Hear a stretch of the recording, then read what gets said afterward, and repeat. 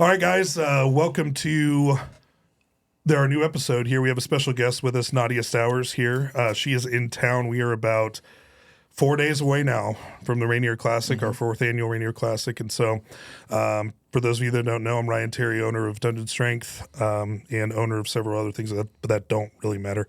And then I've got my partner here, business partner and general manager here at Dungeon Strength, Lucas Hatton, also America's current strongest man. We'll see if that continues here in the future. And then podium athlete at the Arnold Classic UK and kind of a semi-big deal. And then, of course, Nadia Stowers, 2021 World's Strongest Woman. And 2022 as well. 2022. Wait. 2 in a row. Back to back. Oh, my bad. Back to back. I fucked up on that. So, second was last year. Second, 2021, was last year. 2022, first That's on and me. first. All right. And That's then on third or second last year. Well, forgive me. So 2021, 2022 World's Strongest Woman and multiple lifts, world record holders in the past. Really excited that you've come in to join us. No, thank you. Have a little bit of fun as we're deloading for the week. Yeah. I had fun yesterday. I really enjoyed getting a tour of the gym and seeing your new facility. I went to the old one before for the first training year, and I mean, night and day. You guys have grown, and it's beautiful. So amazing job. There's a lot of nostalgia that we miss about it. I kind of miss the old gym a little bit. A little bit. Like we've gone to more. He knows this, but going into more old school gyms, we kind of miss like sawdust being on the ground because we had to fix the floor the night before. I was like, "Where's the dust? Where's the dust at? Like, where's the grind?" It's still dusty in a few parts, but luckily we have an amazing help here. Billy Graham, one of our coaches here, he also helps. And he's awesome. So shout out to you, Billy. Yeah. Oh yeah, I was here yesterday for barely an hour, and I think he mopped the floor 4 times, and the vacuum was nonstop. So it's just like, I think it's clean. We're so lucky to have him. He's a good friend, good coach. Yeah, he's 100 times better than I was at maintaining the gym. Yep. Mostly because Lucas is multitasking 55,000 different things. So, and he can focus on just that. So what do you think about, so you've been in Washington how many times now? Like how often have you been up here? This sucks only being my second. I only come up here for Rainier. There's really no other shows that are in Washington. Oh, okay, cool. All right. Well, when you came up for, when was the last time you came? Rainier number 1? Rainier number 1. Ah, yes. OG Rainier, man. In the back parking lot. In the back parking lot of our old gym. I loved it. It was sunny. It was a great time. That's actually where I met everybody for the first time, who amazingly almost 6 years later is still that same group. So it was Gabby, Nez, it was Alec, it was all of you guys. So it's like, we're still here. It was, I was still talking about today, it was low-key one of the biggest and best lineups of women at one show. Oh, it was a blast. That was awesome. Kim was here too. Yeah, Kim was there, Victoria was there, you were there, Gabby was there, Inez was there, Corey Butler. Corey Butler was there, and I know I'm missing a few names, Victoria. but it was awesome. You said Victoria? Show. Yeah. I did say Victoria. Yeah. Oh, don't worry, I didn't leave out the Terminator. Just unreal. Yeah. That was just, but I mean, there was kind of one of the first Pro-Am women shows that came out. Yeah. Like, there really wasn't anything other than ASW at that time, so it drew a lot of people. Yep, and Rob Kearney was at the gym at the time, and he was a huge help to be able to put that on. And I told him when he first joined the gym, I was like, man, I really want to put on, like, I have a vision for, really putting on a Pro-Am that actually means like something. And I know it's going to take a long road. And he's like, I'll help you. And he's like, not only that, I'll sponsor it. And he put up a huge sponsorship his own money to do it. And he and Joey were set out there with their table. I remember that. We bought some shirts. Like, these are cute. Oh man, like that was a good time. But anyways, we're really excited where it's grown today. But honestly, that's not what we're here to talk about today. We're here to talk about, we have a limited time to spend with you as you're getting ready for the show, and we're really excited to hear more about your insight. So I think the first thing that I'd like for our community to know more about, and like the community around strongman and strength sports in general, is a little bit about your background and how you came into the sport.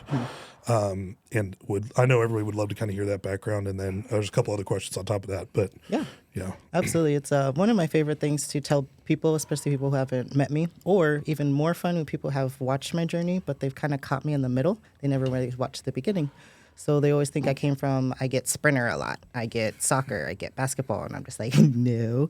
The closest thing I've ever been to athletic in my entire life was 4 years of high school marching band. Mm-hmm. Don't get me wrong. That is very hard work. Like, you are back, forth, front, and back. You have to know where you're going. You have to look. You have to breathe. And So it's very similar to me. It transferred over to strongman once I got into it because it taught you how to breathe under heavy loads. It taught you how to breathe while moving. So I think actually that sport transferred perfectly into strongman. So it's like, oh, I can hang a 10 or sacks around my neck and run around. I can hold a sandbag close to my face and run around. So it's like, what's the big difference? So being super grateful for my beginnings because I actually met through Jacob, who is now my current coach. If you don't know Jacob, he's all over my profile because that's my best friend, my coach, my mentor, absolutely everything. Watching that man compete, the Stones of Strength competition out in San Clemente, it was a qualifier for FIFA Week. And I thought it was the coolest thing. I had all these 6-foot men where I'm just like in kilts, throwing rocks, running around. And then the second half of the show, the women popped out. And I was like, wait, we could do this too. How do I do this? I thought it was the coolest thing I'd ever seen. The dumbbells were as big as my torso, and they've only gotten bigger since I joined the sport. So he got me into it. He'd never really coached anybody before, so he took me on as like his first strongman client. And he was like, well, I'm not a professional at this, but I can show you what I know. And so we actually kind of saw each other to our pro cards because a year after he took me on, he got his pro card. 2 years after that is when I got my pro card winning America's Strongest Woman. So from there, we literally just hit the ground running from show to show to show to show. People don't realize that to get started, to get momentum, you have to compete. You have to sign up for these shows. And an issue I'm actually seeing now is people are avoiding shows. They'll see the weights and be like, no, I can't do that. Or they'll see an event, like, I hate that event. So they're chickening out or they're dropping the ball. But then on the other hand, they're like, oh, I want the sport to grow. I want to do this sport. Well, it's like, well, contribute. You have to do your part. So I at least want to show women that if you want the sport to grow, sign up for shows. So it's like I'm here at Rainier. I had to drop a weight class because we ran out of women for the other weight class. It's like, where are the women? So it's kind of still an issue here. But I always hold on to that beginning because it's literally what I carry through every single contest, through every single show. Why did I start this? Because it's fun. The day it stops being fun is the day I need to stop because I'm doing it for the wrong reasons. Right. So yeah, no, I really appreciate that. And Lucas, I know you've got a question, but I think my first one, and then I'd like for you to ask the next one is, we live in a world now where expectations are at an all-time high when it comes to starting out in a specific, if you're a football player, right? For example, if you're a freshman, you're in ninth grade and you actually do really, really well, you're excelling, you're considered dumb if you don't move your family, don't move everybody to Florida to go work at one of the academies that pumps out NFL draft prospects or, and even in strength sports specifically, expectations are through the roof. And you can see that where fitness and, influencing is going on social media where, I've had 14-year-olds at another gym that I used to own with him that have come up to me and have asked me about, hey, I'm starting a cycle. What do you recommend? And then having to pull them aside and have a discussion with them and being like, first of all, did you get whatever you got from here? Because you need to point them out to me, right? But no. So with all that being said, like I'd love to kind of hear your perspective on. Okay, so you were in marching band. You found strongman a little bit later. I didn't find it until I was later on in life either, or I knew about it. I watched it on ESPN as a kid, but I never knew I could do it or train for it. Until I started buying my own equipment and found a coach randomly, and I just started when I was 29. So, what would your message be to those that are, now that the sport's becoming more mainstream and they're, 18, 19, 20, 21, 22 year old women that are just getting into the sport and they're looking for, advice, and even more so on top of that, even folks that are masters athletes that are getting into it late as well. What advice would you give to them? And, especially from your perspective, because you've been competing on a large stage now for a few years now, right? About 2 to 3 years. So it's about half and half like amateur wise and half pro wise. So okay, cool. It's been a good even split. Yeah. But my number one advice is look in your mirror and ask if you have a fight or a flight response. Because I tell people when that moment comes, you're either going to really want to do this or you're going to back the hell out and be like, this is too hard. Drop the weights. Don't even try for that last rep. And you'll see the difference. And that's where you'll see who's going to put a podium, or you'll see who's just going to drive home before the awards are even announced, because those are those kinds of people. But my number one advice is run towards the fire. Stop running away from challenges. Stop running away from heavy weights. You're not going to get better taking the easy way out. You're not going to get better taking the lower weights. So like, oh, there's a 220 log or there's a 200. PR, go for it, try it. At least say that you attempted it. If you don't get it, okay, that's fine. Go back down to the other one. But stop taking the easy route, because then it's going to give everybody else around us, oh, they're women. Of course, they're not going to do it. They're only solidifying what people are saying about us when we're trying to prove the opposite, that we can actually do this. So to actually do it, we got to do it. So run towards the challenges. You have questions, reach out. I think people are very afraid to reach out to people like us. There's like a stigma around us that you can't talk to us, or we're the pros, or whatever. Send me a DM. My DMs are empty and dry. I will answer you right away. Okay? Nobody talks to me. Reach out, ask for help, find a coach, look for people within the community, find competitions, and sign up. Get out of novice. Novice is easy way. It's sandbagging. You're stronger than that. Go for your open class. Maybe get your ass kicked. Maybe a podium. You don't know that until you actually put yourself out there on that floor. So those are my number one things: is run towards the fire. Stop backing away from these challenges. Yeah, and I what I was going to get at is actually kind of in the same vein, as far as people are lacking perspective because of this like Instagram world. They just see PRs and stuff like that. And I think it's easy to assume that anyone that's at the top level is, this super genetic freak that started out at first time you touch a bar, you had a 405 deadlift. And it's like, I'm sure that wasn't the case. Like, to say you're not genetically special is probably also false, because you've gotten as far as you have. But like, I'd be really get some perspective on like, what was the gym like when you first started? Like, what were those gym numbers? Because you're 6 years in now. Yeah. People lack the perspective of like, you can do a lot in 6 years, but they think they can do everything in 2. Right. Yeah, but but if they give that 6 to 10 years, like, I want to hear that example, like where you started, where you're at now. Absolutely. I ironically got into the gym. I was married at the time. He gave me one of the most interesting insults I got, which got me to the gym. He said, "Your stomach's bigger than your chest." And I was like, okay, I don't know what to do with that information, but it just made me feel shitty about myself, so thank you. So here my little self going to a 24-hour, your regular gym membership. I kind of just looked around. I watched what other people did. I was like, I like what she looks like. What is she doing? I like what he looks like. What is he doing? And I kind of just built it up on that way. I tended to kind of stay off the YouTubes and stuff because there's so much misinformation out there, and I knew that at the time. Sure. So it was just like, actually watch people who are doing the thing in the gym. The 45-pound bar felt like death the first time I laid down to try and bench. Put that down and grab 10-pound dumbbells. Like, we'll build up to the bar. It's okay. So it's just like taking those baby steps. First time people think you're a massive presser, a massive deadlifter.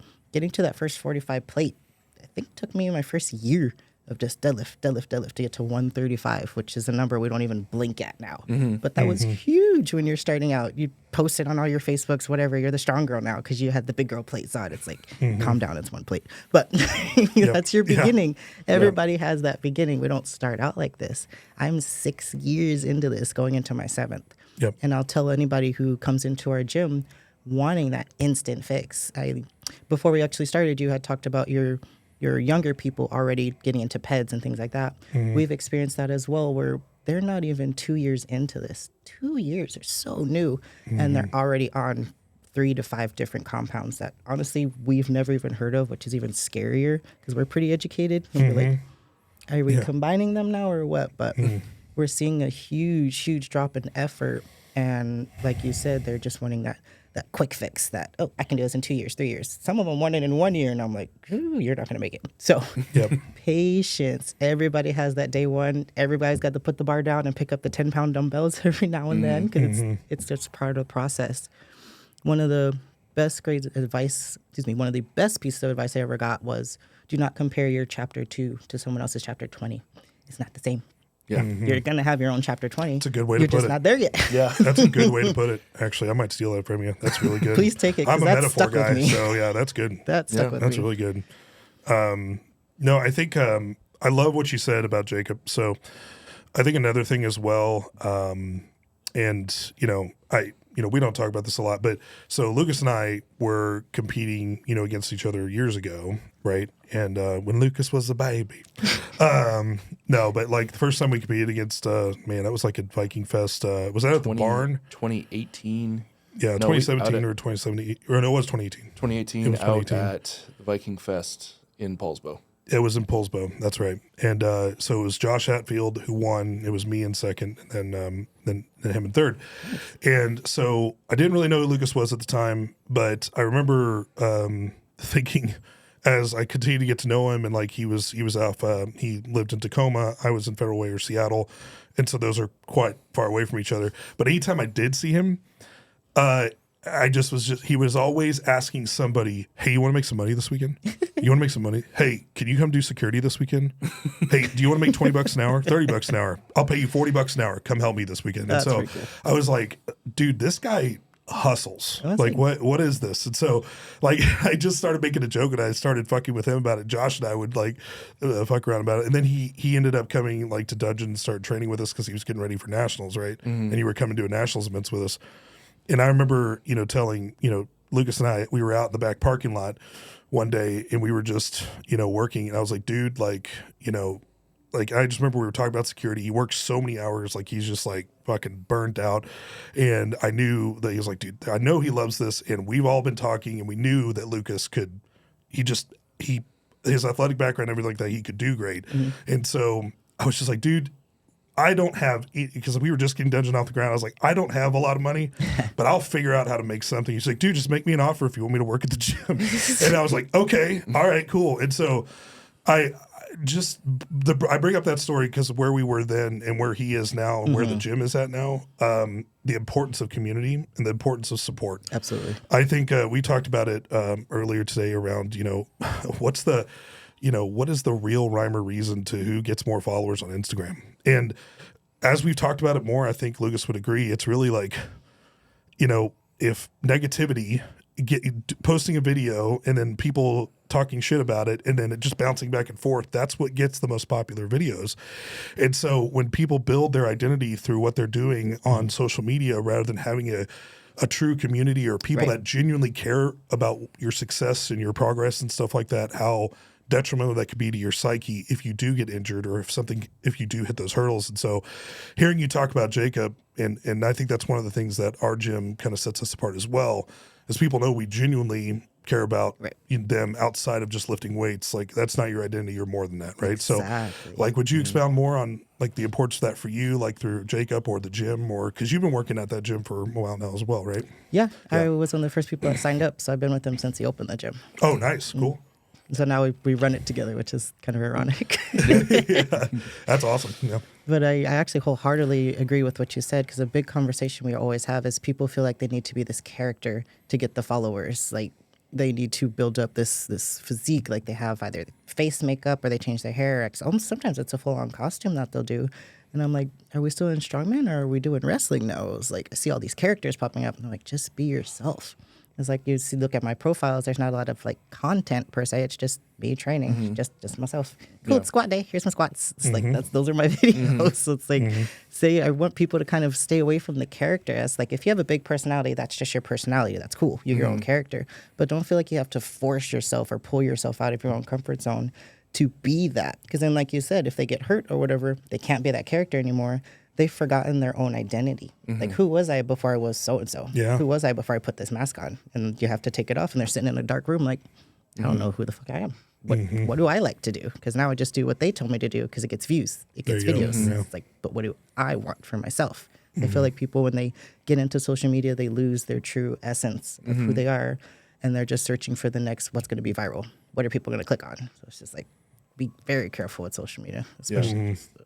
We lose a little bit of perspective too, because like being at a strongman gym all day, or like most of our travel that we're doing is to strongman events, or it's the same thing. Yeah, so like in this very niche community, we are public people, and in the rest of the world, we're just Nadia or Lucas, or like it doesn't even matter, right? Yep. Until you transcend to like the Brian Shaw level, like you're not going to get recognized at the airport, probably. You'll get recognized, but just as what are you? Okay, that's very true. Yeah, very true. It's like why do you exist? Yeah. But yeah. I actually had a funny one we joked around, was like from Giant's Live to Walmart. It was like that little like drop. I was like, just walk around Walmart. It was like, people have no idea the cool stuff we do. I was like, Yeah. But it's like people will like sacrifice all their time to just push that popularity, and at the end of the day, it's still in this little community. And like, I get it. All of it collectively probably brings the reach of the sport higher, and that work is important. It's that slippery slope. And Yeah. I That's totally a good way to understand put it. where you're at. I was like, Yeah. let's put the brakes on the social media a little bit as we literally film a podcast. For As social we- media. Yeah. Well, and I think it just comes down to the responsibility of affecting change. I told Aaron and I have talked a lot about, so I've been an entrepreneur now for about 9 years. I was at Walmart, Sam's Club, and Amazon before I started a tech company that I've been lucky enough to do pretty well in that. I jokingly say that I'm a well-off person on paper. Like on paper, I'm pretty well off, Well, the money's but here. it's not liquid. Right. And so It's I in try to stuff. explain that to people, and they're like, "What does that mean?" I'll tell you later. I get it. But anyways, so going back to what I was just talking about around people really don't know what real work is in today's world, and especially going back to what you just mentioned, which is really good. Like, hey, like you're still in chapter 1 of this journey that you want to go to chapter 20, but you have to understand that you got to turn the pages yourself. And so I've been doing consulting now for new business for people that are looking to start new business, or they're looking to get their lives in order in regards to finances or with their family or anything like that. And I have talked with hundreds of people at this point that have had amazing ideas, honestly, really good ideas. And of course, I signed an NDA. I don't share any of them, and I say, don't worry, I won't take over your idea or anything like that. But I've got these 5 or 6 questions now that I ask every time I meet someone for the first time. And the number one question that I ask is like, okay, so you have a business plan, you have a business plan put together where you've got a product that you're planning on making $10 million in 5 years, whatever, right? And you got $1 million from an investor. Good for you, right? And we've gone over your finances, and you've got between 401k savings and all these other things, other assets, you've got $200,000, right? And so my first question is, you no longer have those no longer have that $200,000. You've pawned everything, like at least half of what's in your house. The only thing that you haven't pawned off yet is your wife's wedding ring. Okay. Live in that world. Are you still going to keep going? Now, out of that question, I would say about 80 to 85% of them answer, I'll never be in that position. This is too good of an idea. I won't fail. And then as soon as they answer that way, or they give some sort of an answer like that, I say, you probably shouldn't be an entrepreneur. It's like, that gives me an uneasy feeling when you say that. Yeah, because there's a lot of... You don't know what it means to be an entrepreneur then. But my point is that question is, the only way that I have found my mentors, and I've studied leadership in college and stuff like that in business for a long time. And if you're not willing to, my whole point with this is, if you're not willing to put everything on the line, starting a new business is very shiny for 6 months. After 6 months, you're going to start dealing with taxes, and you hired 3 people when you had money, but now you Kinda don't. broke now. Yeah. So are you going to lay them off? And they have 3 kids, by the way. And so, but people just don't know what they don't know. And I guess that was a long way of saying, back to what I was going to ask you about is, I think a lot of folks, especially I think, in my opinion, women in the sport are scared. They're scared to pursue strength sports because of, I wouldn't even say it's mostly around like, I'll get too big of shoulders and stuff like that, but they're scared of what they could become. Right. And I think that's something that's it's just self, what's that word I'm looking for? Like self sabotage, right? And I think the same thing happens, for myself when talking to people about business, because the other 15% that I didn't mention, they say, I love it too much, I'll do it no matter what. Absolutely. And so when it comes, like, for example, Dungeon, I have been, he knows this, like I have at one point been like in a lot of debt to make this place happen, right? But I love it enough, I believe in our team enough, and what we're trying to do enough, I would do it in a heartbeat. And I don't think a lot of people can say that for themselves. And so when you're talking about, what advice would you give to those that are too scared to jump into something like this, or they like, I want to be world's strongest woman one day? How would you approach that from, I'm scared to do it, but I should understand my power in that. And then also, what's that real work? I got you. And what's that lesson you would say? The word scared is very confusing to me, because especially if it's something new. Okay, so let's say you go do it, you fail. Let's say you do it, you go succeed. If you fail, what changes in your life? Yeah. What do you lose? Nothing. What are you afraid of? What's so scary? There's only up from there. There's no down if you're already starting from the ground. You're already at the ground. You can't go any lower than the ground. Why What not, are you right? afraid of? Take that leap. And so from there is, why are you afraid to be great? What comes with being great that you're so afraid of? Is it the responsibility to other people? Again, going into our character things, do you think you always have to be the certain character for the people that are around you?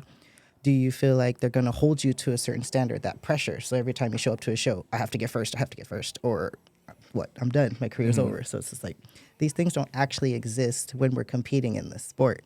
We have nothing to lose when we step up on that stage. It's 100% voluntary, and I think people forget that. No one is forcing you to do anything. So it's all uphill. Even if you come in dead last at a show, guess what? You competed, you got that experience. Maybe that event really sucked, but you know what to do next time. So every single competition is a win. Every single lesson is a win. Every single training session is a win. Because we're from the ground, we just boop, up, up, up, up, up. You put the pressures on yourself, take them away. Look around. Nobody's looking at you. Your eyes are pointing inward at yourself, putting that extra pressure, putting that extra fear. It's coming from you. No one else around you. Everyone else wants you to succeed. So I just say there's no further that you can go down. So stop being afraid of going up. Yeah. Yeah, man, that's good. I like that. And along the same veins as well as like people that talk about a gym being too expensive or not being expensive enough. I think a lot of people can really. You talked about looking in a mirror. Sometimes I almost just want to be very, very crass with people and just be like, okay, you can't afford a place like Dungeon. We are twice as much as LA Fitness. You're right. LA Fitness is 34. We're around that 80 mark, right? I also, when you were showing me your Instagram post the other day, I also saw that you had Netflix, Hulu, Paramount, Peacock, HBO Max, and all those. I know all those together are $120 a month. Are you saying to me that you want to be world's strongest man, you want all these things, and you can't come to a place that's going to make you successful? You're surrounded by champions that know what they're talking about. They're humble enough to give you advice because you want to watch The Office for the 5th time in a row. I feel like that goes into what you're saying with self-sabotage. They're going to hold on to those excuses because once you get rid of the excuses, what do they have? Nothing. You know, the bare naked truth, and they're either going to like fight or flight. And most of the time, unfortunately, they go away because they don't want to be face to face with that truth. Yeah, That's awesome. You have anything to add? I think the most telling question, like as a coach, and I'm sure you and Jacob deal with this too, is like if the first question someone asks you when they're reaching out about coaching is how much does it cost, they really don't understand. Like they don't really want to go where they want to go, because if they do, the cost is kind of irrelevant. You will figure it out. Like, yeah, they're already using that cost as that's my way out. Yeah. They've already got their hand on the handle or their hand on the door. Yeah. And to be fair, be smart. I mean, there's definitely personal trainers that are going to overcharge, and like personal trainers that is like, oh, I'll do an hour session with you for $750 because I'm a certified whatever. So yeah, I mean, be smart about it. But but 999 out of 1,000 times, it's that. It's just I'm not willing to do what it takes. So. And the more, we actually have a lot of fun with people that come into our gym because we get into our digging mind where we know you're not going to stay, so now we're just going to fuck with you. So some of our favorite things is just keep asking why until eventually they just run out of excuses. Yeah. So we see the money. Okay, we'll work with you. You do make payments. And I was like, but my schedule. And I was like, okay, we're open 13 hours a day. You can make it in here for 30 minutes. Oh, but my kids. Here, Ollie's here. She plays with every kid in the office. You can bring your kids up. I'll play. We'll just keep going until we chip away. I'll just So keep answering your questions. Keep going. I got a solution for everything. So we love doing that to people because I don't feel like people are, that's the word, confronted with why enough, or they're not confronted with why or how they do things. They just do it. If you just pause for a second, like, why? Like, keep asking why enough, and you're going to get to the bottom of it. And eventually that bottom is, I don't know. Yeah. They literally run out. Yeah. And I think a lot of people in today's world would just be like, oh, you're bullying me into coming to the gym. No, I think it's not a bully thing. It's just, are you going back to like, okay, have you really looked at yourself in the mirror and think about what you want? Like that's really try to find the nice way to say that. Yeah, I was gonna say we're asking you questions that make you uncomfortable, but why are these questions making you uncomfortable? Like, and what did you just say right now? You said, why are these questions making you uncomfortable? Just keep saying why. Let's peel this onion back, man. Yep. Like, but no, that's awesome. But I think that actually takes me back to another main question I wanted to ask you is about, so we're talking about competition mindset. You won in 2021, 2022. You came in second this past year. Like, let's talk about that because I love I've always like appreciated you as a competitor, but to hear you say go to a show and get your ass kicked, because that's part of the experience, because you're going to learn from those people. And that's why I have a post scheduled it went live 3 minutes ago. Yep. We released the roster for the Rainier. Oh, I'll be curious actually. Yeah. Who's showing up? And we do that on purpose because we've seen way too many people just be like, no. Yep. I'm not going to do that. Yeah, I can't win because now. I'm that not gonna person's come. there, and to that I would say okay, like I'm not going to show you anything until later, and that's because it's not because I'm being selfish. It's because I hate that mindset. And I understand that everyone's got their budget and stuff like that, but once again, it goes back to what are you willing to do to learn and get better? Because if you're not willing to come to a show that's got, Nadia Stowers, Rachel Peterson, talking about from the women's side, Right. Nancy Johnson, Summer Johnson, and all these great, Angelica's going to be there in the morning on Saturday. Yep. So you can't come take a trip and meet all these incredible women that have been through the sport, learn from them, get your ass kicked, and be like, how did you do that? How did you do that? Exactly. Like, why isn't that not appealing to you rather than just like, oh, I'm not going to go unless I podium, right? And so I'd love to hear from your perspective, like your mindset going in, winning, also, having like that, I wouldn't call it a failure. Second at Worlds is awesome, but like, lost that title and now you're going back into it. Like, how does your mind go from winning to experiencing like, a loss or a setback or injury or something like that, and then be like, okay, how do I refocus? How do you get back into that killer mindset to go and win? Beautiful. I'm going to address the first part of yours is women looking at the lists and dropping off. This is so real and it's so It's true. more It's common not with even men, by funny. the way. I just want to be very clear. I'm just saying, sorry. It's just the truth. But go ahead. It is. But there's been shows that we've literally, it was a test. I was experimenting and I didn't actually think it would work. I've told them, pull my name off. Tell them I pulled out. Friggin' list filled up. I show up. I was like, gotcha, bitches. I was just like, What show was you that? guys pull out. It was one of my earlier ones down in San Diego. Okay. Grinder Gym. We had done a Static Monsters there a while back. And then what was the most recent one too? I do apologize. I don't remember the name, but That's there's okay. been two. Was it just like an amateur show? Yeah, or it's that's just like what, your that's regular what I was ones. just getting at. I wasn't even pro yet. So Yeah. there have been those shows we've literally told them we have to pull my name off of the list because people will not sign up. Interesting. And it's very disheartening almost because I look forward to the new people. I want to encourage them. I want to show them like, hey, you're new. Let me show you how to do tacky. Hey, you're new. Let me show you how to wrap your arms. You're new to this, whatever. Like I want to help people. So going into that, people see me coming in second on my third year at Worlds as almost a failure or a setback. People have to remember that exact same year, I tore my Achilles in that February. So that took me 6 months to heal from. I thankfully was healed enough to make it to the Giants Live. I unfortunately had a big old slice cut off of my finger. The week before, my dogs were fighting, things happened, and it literally split it completely open. I came to Giants Live with stitched fingers. Nothing was healed. I took the stitches out, I glued that together, and I was able to go out there. By that time, my Achilles had healed, so I'm just thrilled to be running. I am absolutely, I'm stoked to be able to pick up a sandbag, throw it over my shoulder once again, to pick up a dumbbell and to be able to do that. I was honestly one of the only other women on the American side that could pick up the ball as small as I was with a busted finger. So being at Giants, I did 6 out of 7 events for the team challenge. So that sat with me as I go into OSG. The only event that I kind of bombed was the stones, and because I could not put tacky on my finger. So people have to see that coming back from an Achilles tear, coming back from a split, coming back from a previous show where basically it was another full show right before OSG, I came in first 4 out of 6 events. That is not a setback in my opinion. That doesn't happen. I don't know very many athletes that can do that, but that was a big old confidence boost. Who cares if I'm sitting here with this silver thing? Do you see what I just did after tearing my shit earlier in this year? Yeah. I'm running, I'm moving, and I'm still on this podium. I damn near almost won despite everything that happened that year. So that year was not a setback. That trophy is on my dresser, and I am so damn proud of that thing because of everything I had to overcome to still get second. So that's not a setback in my opinion. Yeah, and in any contest where you can win 4 events and 4 of 6 and still get second, that just speaks to like the depth of talent. Like, Oh, absolutely. I mean, if you were doing like, we did a little bit of just predictions between like me and Alec. We wrote it all out for the whole weekend. It's like that 82s class It's was so stacked. that might have been the most competitive It 82s was class stacked. that's All we were missing been was assembled in Mel. once. Yeah, Which just that was- missing Mel.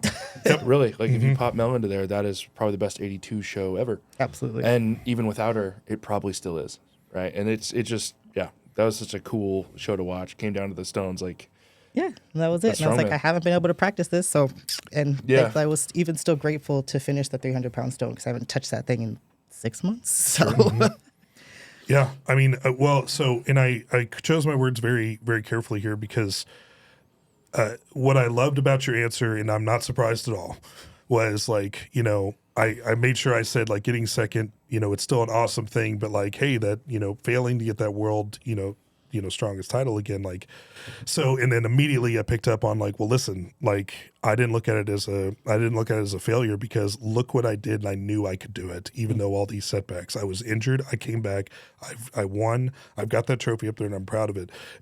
Everything you just mentioned from a psychology perspective and going back to being scared and stuff like that, I mean, there you go, right? So like, you cannot be to be a great competitor, and this was for me in football, rugby, strength sports, is like you have to be willing to, I mean, I know this sounds kind of intense, but it's just kind of the truth, and to take it with a very big grain of salt, but like, you have to look, death in the face sometimes and just say, fuck you. Right? And so, Absolutely. and it's not, I know that sounds a little dark, but think about everything in your life that anyone's ever said. You might be too small, too short, asthmatic, you name it, right, for you. But it's that dog mentality to be able to say, this isn't, goes back to identity. Like, I'm capable of this because I know I can do it. I don't have to prove that to anybody else. So I really appreciate your answer. I thought that was great. Would you have anything No, I else? love You could that. add to that, or? I'm gonna actually take yours, go a little bit deeper because I Please, feel like please do, yeah. I feel like the sport needs it because I Yeah. feel like we stay on the surface a little too much and we don't get to why we actually do this. Mm-hmm. None of us who sign up to do this are normal.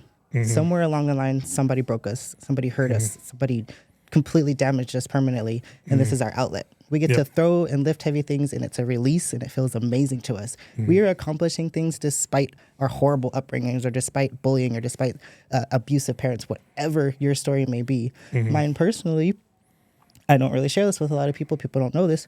I've grown up on the streets. I've literally slept in homeless shelters with literal homeless people you see outside every day. Like, that was a real phase of my life. So when you say you have to channel death and look it in the face, you're saying fuck you to that past. Right. That is not me anymore. Yeah. So when you say you have to stare death in the face, it's literally you're healing yourself from the inside out. It may look like a simple deadlift to you, but when you get that lockout, that's almost like that therapy. Like you just had that breakthrough Yeah. and you're like, I can do this. Fuck that old self. That's not me anymore. Do you see what I just did? Yeah. That's the new me. So that's something that you need to take with you every single competition. I don't care if it is always for fun, but as you're having fun, you are now channeling that inner, I want to call it a beast inside of you, that inner animalistic side of you that knows I can do this if I put my head down to do it. Stop being a little bitch and let's go. So Right. that's what you have to dig down to do it. I respect the hell out of that. In principle, I disagree with it, but your past, I'm not discrediting it at all because that's awesome. I think Bobby Thompson, and this is nothing against Bobby Thompson, but he did a podcast where he said close to the same thing. Everybody in this sport is fucked up mentally, and that's why we're great at it. And something along those lines. And please, I'm paraphrasing, and please don't quote me on that. I know I'm wrong. I'll just say it right now. I'm wrong. You can say whatever But you you want. get the point. But my point is like those that are looking to get into the sport. What I'm trying to say is I agree with you with what you're saying, but maybe somebody's like like I never do that, by the way. I'm actually really glad. I want to talk to you more about that later. But like maybe your past is because I come from a split family as well, and I had kind of a fucked up childhood and all that stuff too. But nothing that a lot of people had a lot worse. But maybe some people's thing that they need to look at and just say, that's my old self, is what we were talking about, the Hulu subscriptions we were talking about before. It could be something as simple as that. Exactly. That you're just like, listen, that does not control me. That does not own me. Fuck you. I'm moving forward, right? And so, I guess I do agree with you in principle. Just not like I feel like there's a stigma in the sport that like hey, like it's the It's the ones that might as well be in an insane asylum that like does the sport. That's not what not. I know that's not what you were saying, but I just want to make sure that like people that are just getting into it that are new, they might take it as that. And I'm just trying to elaborate. I actually understand that completely, and I can expand on that because please do. Say that what you saw was the Hulu subscription, the Netflix. What's happening is you were allowing yourself to be controlled by outside forces that was stopping you from being your best self. So in a way, you're still not allowing yourself to reach your full potential. Those subscriptions have been your past shackles. And now that you've unsubscribed from them, you've gotten into the gym, you're not on the TV, sitting on the couch as much.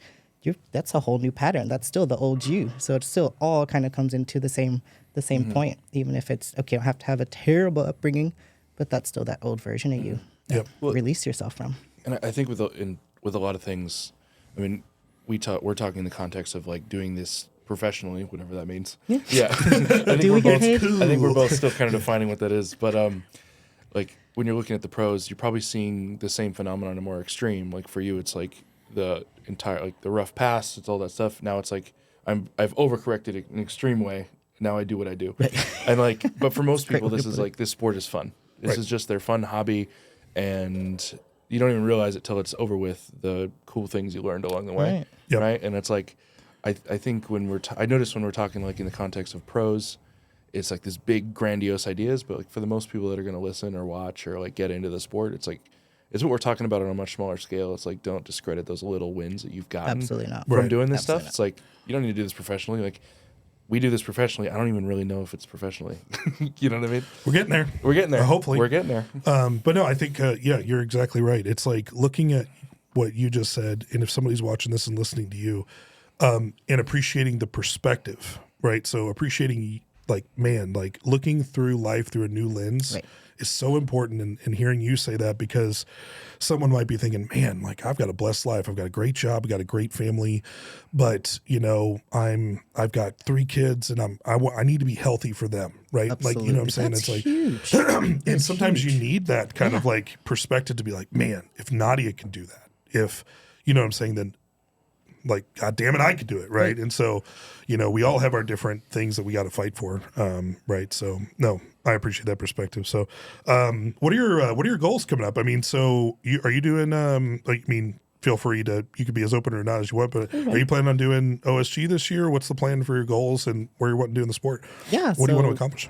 Ironically, this was one of the weird years where we almost got all the shows kind of at the get-go. Like come around February, March, the whole year was almost planned, and I was like, okay, that's kind of cool. That's kind of nice. So the year started out amazing, doing both Arnolds, having the opportunity to do the Animal Cage at the first one, and then my first actual Arnold was at the UK, so that was the experience all by itself. Moving forward now here at Rainier, coming up this next weekend, I've been looking forward to this one. This one's kind of more nostalgic than anything because I really enjoyed that first one. And I was like, I would love to come back and do the show again. So happy you're back. It's going to be awesome. I was like, I'd love to go back and see those guys. So, and then coming up after this, we're heading over to Norway because I qualified for FIFA Week. We did Stones of Strength. When was that? Earlier last year, and so that qualified us for this year to go over there. After that, going to North Americas, which I believe is in August. Yeah, and that's the one in Canada. July 27th. July, thank you. That weekend. And then and hopefully we're doing that one, and then if Rogue sends out those invites. Yeah, everyone's pretty much everyone's got one question on their mind after they announced what they announced.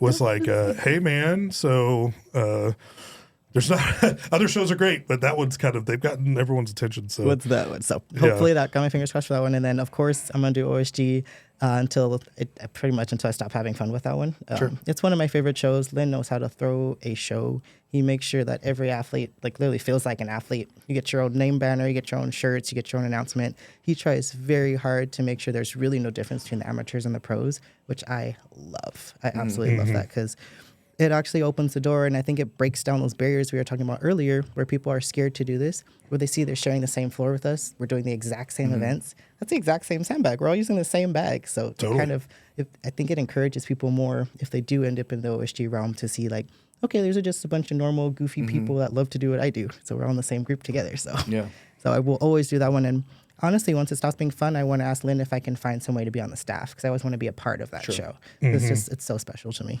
Sure. Awesome. Makes sense.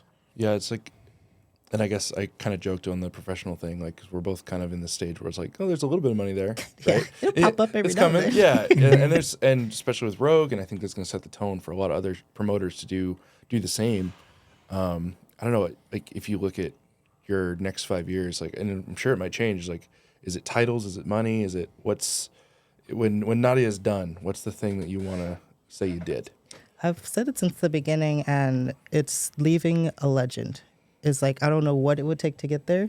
I don't know what feats, what shows, but at the end of the day, I want to say I stamped my name in the sport, and you will know I am here. So whether a record pops up, I was like, will that get me there? Cool, I'm going to go do it. That show pops up, I'm going to go do it. So whatever those ladders, whatever those steps, experiences, I want you, every time you turn around, I want you to see me on some kind of strongman thing, knowing that I was here. Yeah. Well, I mean, keep going. But I would say, I mean, if you were to stop today, I think that stamp would be there. I mean, winning a World's Strongest title twice is, is amazing in and of itself. And, there are still strongmen, strong women today that are remembered for, I mean, Kristen Rhodes, for example, right, is still, very much talked about today. I was really happy she actually made it onto the stream for Rogue this past year. It made me happy. So when the original, you want to talk about the original Rainier, I think she had decided she was going to retire just the year before. Did say that. And I was mad at her. I was like, please, I was mad at her. can you do one more? One more. We're just right up the road, man. We're just like, but I mean, I completely respect her decision, but anyways, but I totally get that. And I think I'm very excited to see, where you decide to take that. And the fact that Animal brought back the cage, and like I was telling you at the UK, like I thought that was cool. I was like, oh man, I'm glad that somebody in strongman came back into the cage. That was great. Was it just like from the sport of strongman, like doing strongman implement? Was it just you? Yeah, it was just in the cage. So I'm the only strongman competitor. We tried to get like Sam and some of the other girls on the last day, but I don't know where they went or if they just checked out because I went around kind of searching for them so that they can come lift, but I couldn't find them afterwards. So we're trying to get more people in there so we can show them that, hey, this is another aspect of fitness more than powerlifting and bodybuilding. Cool, you can squat, but we squat for a minute straight. So let's just show you what we can do. It's a big difference. Yeah, totally.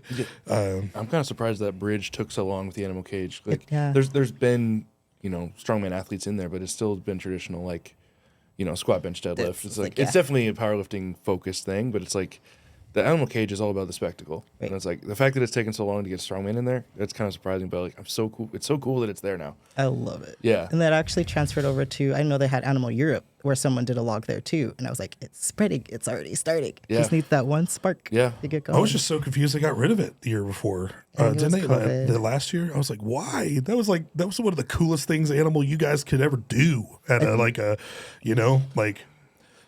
the other big brands have Thor waving, and yes, that'll get somebody in line. But like, what's Animal? You've got great pre-workout, but you need the cage, man. Like you need the cage, and so that made me. We're gonna have to get you in there. Do like a circus dumbbell or something like that. That'd be fun. Like the only man to do the red dumbbell at the UK. The Snow Boost perspective, still 50 pounds off the world record. I don't care. He's the only one that did it. That side quest will come at some point. Sorry, I'm biased. I don't lie, that event was stupid hard. So that's ridiculous. I was like, who decided to put these together? I'm like reading it. I was like, are you serious? I love it. Yeah. I hope they do it again at the Invitational. They probably might. Yeah.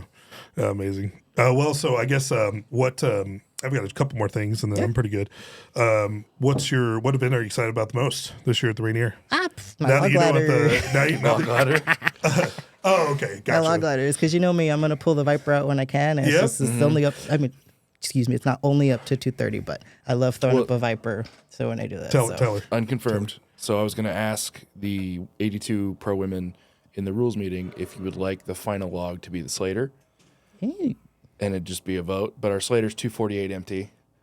So they're probably going to say no because of the weight, but I would say yes because it's pretty. Alicia and Rachel both said they're not going to hit it anyway, so they don't really care. So it's going to come down to you and Nancy. We'll fix that mentality. Yeah. So it comes down to you and Nancy if you guys want to do it, or I could even make it a fifth log. It doesn't really matter. But it's on the table. It's on the table. So if you want that to be the final log, I know that's still 50 pounds under your PR on the log, but we could probably put that in there. Yeah, I wouldn't mind at all. Not gonna lie. Well, I thought you were going to mention we were so close because we want to keep the Rainier weird, but also like we want to keep it standardized as well. But we almost made the log ladder a Viper. Yeah. Just Vipers. You just had a Viper ball. I'm actually very surprised we don't see more Vipers. It's like it's not taught or people don't know about it. I was like, hey, this is a really fast and easy way to get the log out of the way and save your energy. So let's use it. Totally. Yeah. I think if you're a great presser, obviously, like it's just it's a great energy saver. Unfortunately, if you're not.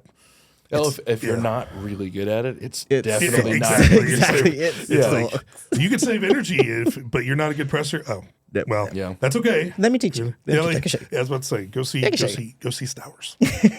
She'll teach you. Do you have any other questions or anything you want to? No, you had your one or two more to I did. finish it out. I did. Let's finish it out. So, one question. Yeah, I had one more. So, when it comes to, I guess this is we're circling back a little bit here. So, I'd like to talk about your wish list. And so, I want to start asking this question more.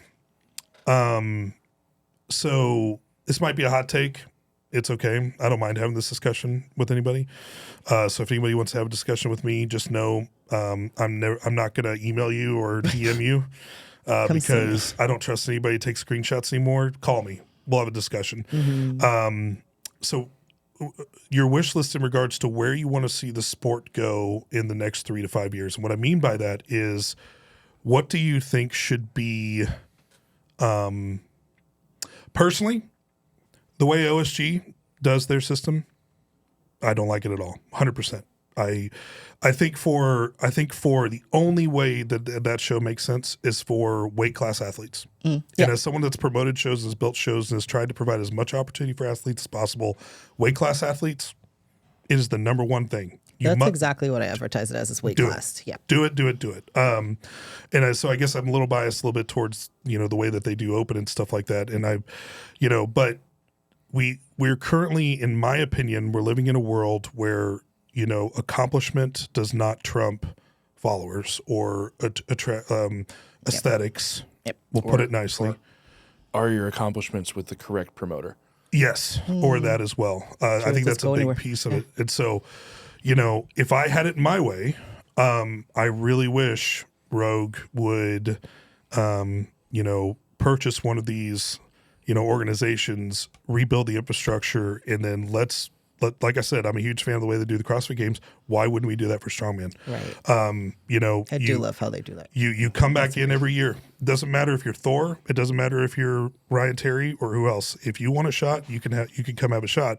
And it's truly, make it international. Everybody can come and make it very easy for them to be able to compete in it as well. And they've always done that well with CrossFit. And so that's my opinion, right? And so I would love to hear from your perspective, that's someone that's, and I understand, trust me when I say this, I know I can be a little bit more crass because I'm not a pro and I'm not like trying to vie for a spot anywhere. So, I understand that saying anything publicly, I get it, right? But I really would like to hear your opinion on if you had a wish list for how you think newer athletes, or how you think those athletes should be able to get that attention, get that opportunity at a world-class level.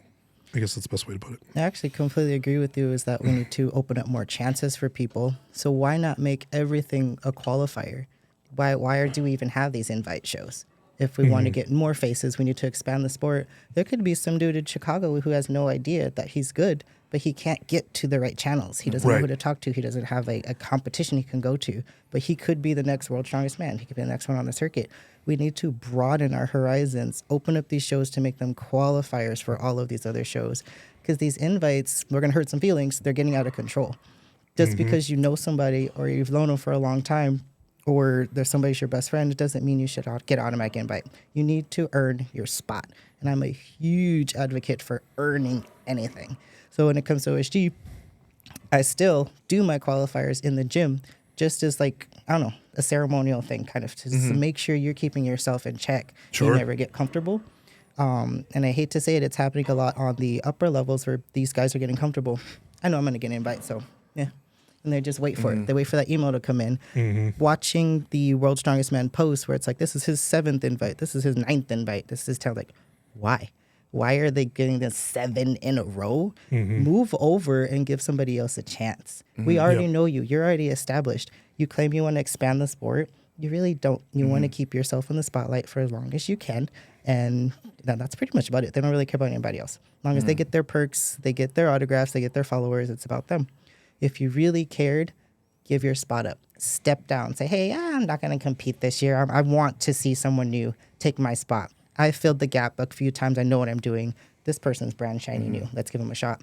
And that's something that resonates with me, is because when I did tear my Achilles back in last year for the Arnold's, they gave me the opportunity to still compete, but only do like static events and stuff. And I was like, that's stupid. I'm literally taking a spot away from somebody who happened to be Rebecca Roberts, who took my spot and got that amazing record on that wheel. Yeah. And that would never have happened if I stabbed my ground and stood there all stubborn, injured, not being able to do shit. It's like, why are you here? You look stupid. So that's on my personal level. It's just like, get out of the way. Get rid of these invites, honestly. And that's coming from an invited athlete, myself. Get rid of the invites. Make us earn it. Put us all on that same level playing field. If you make it, you make it. If you don't, time's up. Try again next year. So that's gonna hurt some feelings, but that's been my opinion for a long time. Well, why would it hurt someone's feelings? That's the that's the crazy part to me. It's like, why saying that? Why, if I get what you're saying, but the conversation's not happening. And to be honest with you, I'm about to turn 37. I know I'm not naive to, like, I want to make one more big push when I finally get healthy. I got to get my knee fixed. Like, I want to like one big push before I go and try to do something in Masters, I guess, because I love strongman. Hey, Masters is cool. Hey, I hope I could be a cool Masters athlete. But my point is, it's like, yeah, like why are you getting upset with the fact that you'd have to come back and try to like earn your spot again? I don't know. What were you going to say? You were going to say something. Yeah, I think the proposal of a system like that is only terrifying to the people who don't believe they could make it back. Exactly. Right. Yeah, Exactly. and it's a lot of the pros live. It's there's layers to it, but a lot of the big time pros, like if you're talking top 15, 20 guys in the world, they kind of live in this ecosystem where they only compete against themselves. Exactly. And the opportunities are so few and far between for those people to compete with the up and comers. That's why, but opportunities like North America's, or maybe going to an SEL or something like that, Something like those kind of different. opportunities are so important for these up and coming guys, because it's the only chance you have to maybe direct compare to the kind of guy who's going to get invited to Worlds every single year. And you see it all the time. When those direct comparisons happen, those World's Strongest Men guys don't always win. They don't. They don't. They don't. The really good ones do, right? Like, I think, out of this list of 30 guys that are there, I mean, when you expand to 30, you're not going to have 30 absolute killers, but It'll be closer. 15 of them, I'm like, okay, you should be invited every single year, but I bet they would qualify if they were forced to. Exactly. The other 15, it's like, maybe, you might. Maybe not. I know 15 other guys that might. I'll right? say there's somebody right behind you biting at your heels because they are hungry while you're comfortable. Yeah. Yeah. And I think for your proposal of like make different shows qualifiers, it just comes down to like it's an unfortunate truth of like where we're at in the sport. Like, so many promoters have so much history with each other. Absolutely. And it's like, I don't like this person. I don't like this person. I've heard like the person with this title should get invited to my show. I just don't like the promoter. I've literally gotten that statement. Yeah. You can read between the lines on that. And it's like that unfortunate history is like the thing that is holding the sport back. Because like you'll get a Strongman Corp or USS. They're the greatest amateur feeder system ever created, They are. especially in the States and Canada.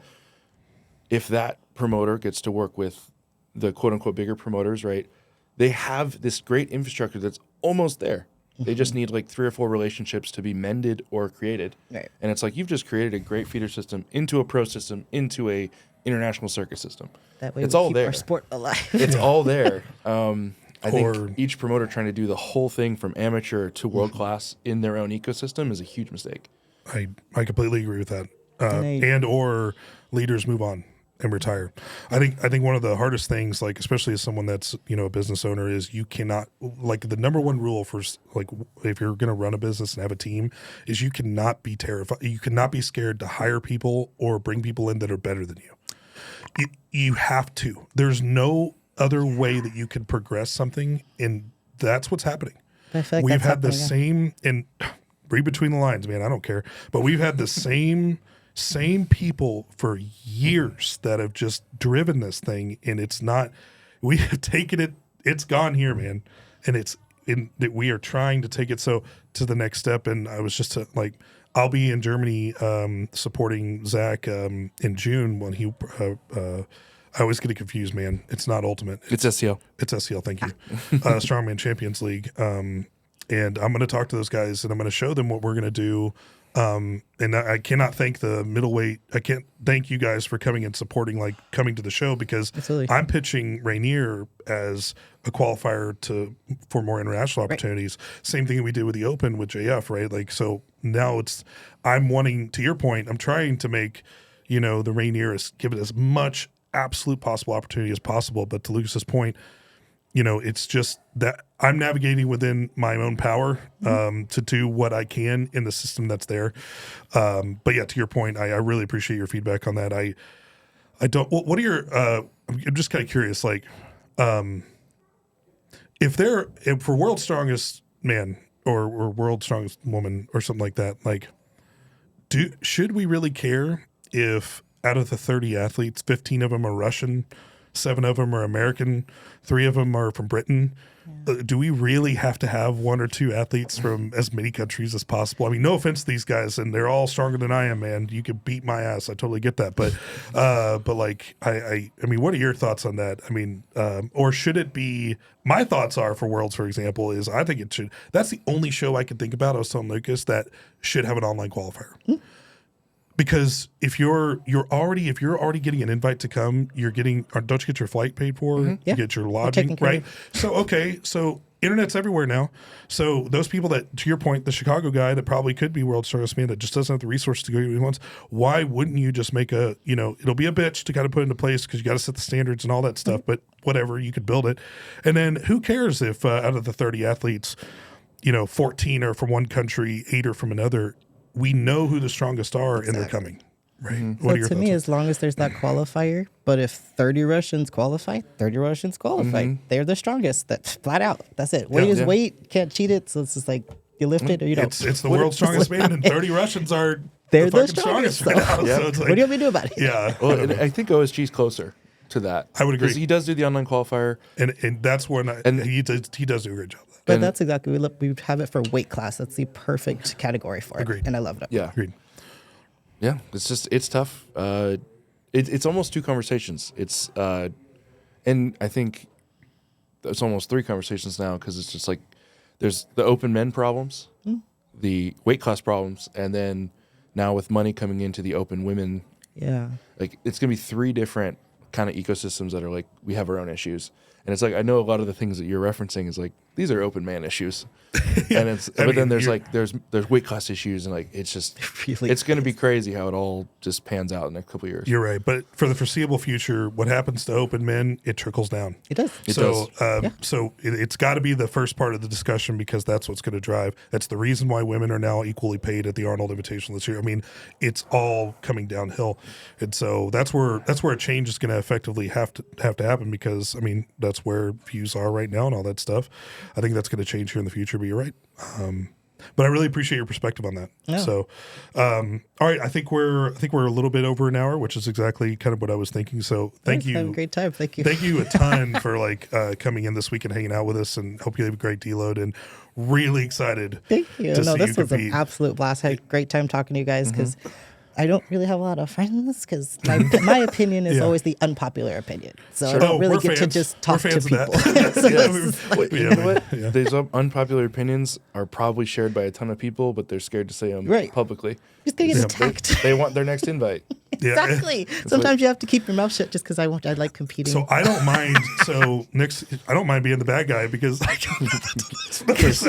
that's why I was feel free to be as open or not as you want because they can come yell at me. I don't care. Couldn't care less. So, but yeah, really excited for this weekend. It should be a lot of fun. If there was anything that we missed in talking with Nadia, feel free to write any questions in the comments. I'll gather those. I'll keep track of those. And then if you wouldn't mind, Nadia, I may just send those to you and just, Ask or away. you can maybe just keep track of the video on our YouTube and maybe you can answer them as they come in, maybe. Smart. Sure. Yeah. Because then, others might have some questions that we just maybe didn't cover. Ask away. I love answering questions. I love encouraging people. Just hit me up. Okay. All right. Thanks, guys. We'll see you next time. Thanks so much.